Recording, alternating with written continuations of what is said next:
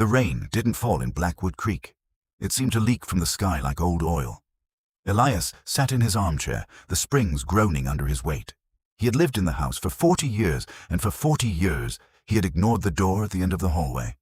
It wasn't locked. It didn't rattle. It simply existed, a slab of oak that stayed shut because Elias knew better than to open it. The midnight guest.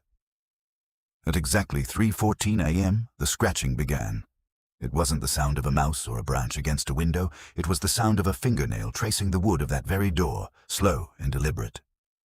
"Elias," a voice drifted through the floorboards. It sounded like his wife, Martha. But Martha had been buried in the Creekside Cemetery 3 winters ago. "Elias, it's cold. Let me in." He gripped the arms of his chair.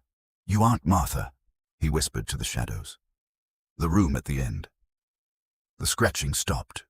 For a moment, the only sound was the rhythmic thump-thump of the old grandfather clock in the foyer. Then the floorboards in the hallway groaned. Step, drag, step. Whatever was behind the door was no longer behind it. Elias watched the hallway. The darkness there was thicker than the rest of the house, a liquid black that seemed to swallow the light from his dying fireplace. A pale, elongated hand gripped the doorframe of the living room. The fingers were too long, possessing an extra joint that clicked as they tightened against the wood. "The dead don't come back for love, Elias," the voice whispered, no longer sounding like Martha.